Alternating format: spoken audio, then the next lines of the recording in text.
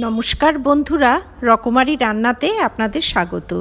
আজকে আমি তৈরি করেছি মাছের মাথা দিয়ে পালং শাকের ঘন্ট।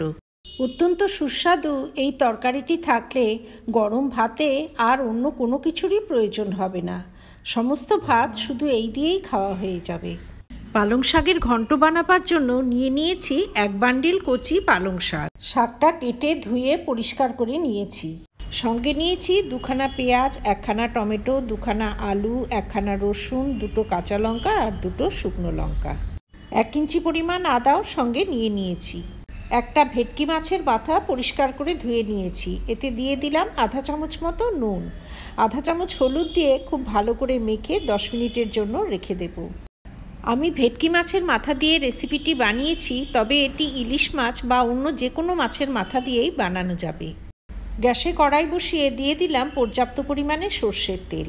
এই রান্নাটি সর্ষের তেলেই সবচেয়ে বেশি ভালো হবে।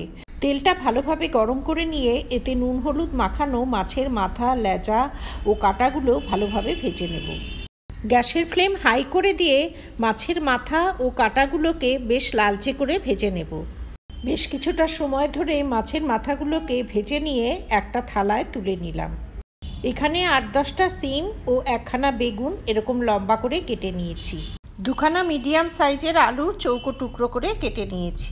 বাটা মশলার জন্য মিক্সির ছোটো জারে দিয়ে দিলাম 1 চামচ ধনে, 1 চামচ জিরে, 1 মুঠো রসুন ও 2টো শুকনো লঙ্কা।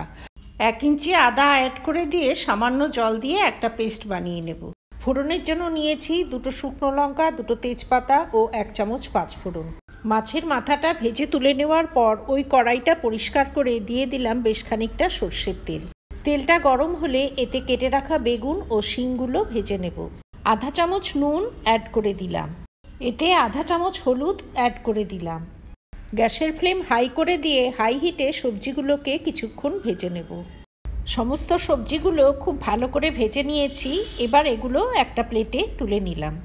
সবজিগুলো ভেজে তুলে নেওয়ার পর কড়াইতে আরও খানিকটা তেল অ্যাড করে দিয়ে দিলাম পাঁচফোড়ন, শুকনো লঙ্কা ও তেজপাতা।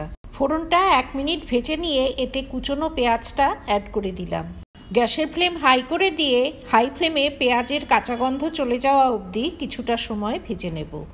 আধা চামচ নুন অ্যাড করে দিলাম। নুন অ্যাড করায় পেঁয়াজটা খুব তাড়াতাড়ি নরম হয়ে যাবে। হাই ফ্লেমে ঢাকা দিয়ে পেঁয়াজটা কিছুক্ষণ কষিয়ে নেব। এখানে একটা বড় সাইজের টমেটো টুকরো করে কেটে নিয়েছি। ওদিকে পেঁয়াজটাও বেশ লালচে করে ভেজে নিয়েছি। এবার মিক্সিতে ধনে জিরের যে পেস্টটা বানিয়েছিলাম সেটা অ্যাড করে দিলাম। মিক্সি ধুয়ে সামান্য জল অ্যাড করে দিয়ে গ্যাসের ফ্লেমটা হাই করে দিলাম। এতে আধা চামচ হলুদ ও আধা চামচ কাশ্মীরি লঙ্কা গুঁড়ো অ্যাড করে দিয়ে হাই ফ্লেমে মশলাটা কিছুক্ষণ কষিয়ে নেব। মশলাটা ভালোভাবে কষানোর জন্য ঢাকা দিয়ে দিলাম। হাই ফ্লেমে মশলাটা কিছুক্ষণ ফুটিয়ে নিয়ে এতে কেটে রাখা আলুগুলো অ্যাড করে দিলাম। আমি এখানে কাঁচা আলুটাই অ্যাড করে দিয়েছি। আলুগুলো যাতে ভালোভাবে সেদ্ধ হয় তার জন্য ঢাকা দিয়ে দিলাম। আলুটা কিছুক্ষণ কষিয়ে নিয়ে এতে কেটে রাখা টমেটোটা অ্যাড করে দিলাম। টমেটোটা মশলার মধ্যে ভালোভাবে নেড়েচেড়ে মিশিয়ে দিয়ে ঢাকা দিয়ে কিছুক্ষণ সেদ্ধ করে নেব। আলু ও টমেটো কিছুক্ষণ কষিয়ে নেবার পর মশলার জল শুকিয়ে তেলটা ভেসে উঠেছে।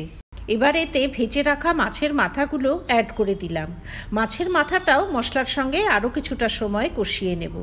মাছের মাথাটা ভালোভাবে কষানোর জন্য ঢাকা দিয়ে দিলাম। কিছুক্ষণ এভাবে কষিয়ে নিয়ে ধুয়ে পরিষ্কার করে রাখা পালং শাক অ্যাড করে দিলাম। শাকটা নেড়েচেড়ে ঢাকা দিয়ে কিছুক্ষণ ভাপিয়ে নেব। কিছুক্ষণ এভাবে ভাপিয়ে নিয়ে এর ঢাকনাটা খুলে নিয়েছি। শাক থেকে প্রচুর জল বেরিয়ে শাকটা এখন পরিমাণে অনেকটাই কমে এসছে। ভেজে রাখা বেগুন ও সিমটা অ্যাড করে দিলাম। সমস্ত সবজি খুব ভালোভাবে মিশিয়ে নিয়ে গ্যাসের ফ্লেমটা এবারে স্লো করে দিতে হবে। স্লো হিটে ঢাকা দিয়ে সবজিটাকে আরও কিছুটা সময় ভাপিয়ে নেব। ঢাকা দিয়ে কিছুক্ষণ ভাপিয়ে নেবার পর এতে সামান্য একটু গরম জল অ্যাড করে দিলাম। গ্যাসের ফ্লেমটা এবারে হাই করে দিতে হবে। হাই ফ্লেমে ঢাকা দিয়ে আরও কিছুটা সময় তরকারিটা ফুটিয়ে নেব। কিছুক্ষণ ভাপিয়ে নেবার পর এর ঢাকনাটা খুলে নিয়েছি। তরকারিতে একটা সুন্দর কালার চলে এসছে। একটা আলু তুলে দেখে নিলাম, আলুটা খুব সুন্দর সুসিদ্ধ হয়েছে। এবারে গ্যাসের নব বন্ধ করে 5 মিনিট দিয়ে নেব স্ট্যান্ডিং টাইম। তারপরে এই পালং শাকের ঘন্ট আমি গরম ভাতের সঙ্গে সার্ভ করে দেব। আমার এই রেসিপি যদি ভালো লাগে তবে ভিডিওটিতে লাইক করবেন, শেয়ার করবেন। ভবিষ্যতে আরও রেসিপির জন্য আমার চ্যানেলটি সাবস্ক্রাইব করার অনুরোধ রইল।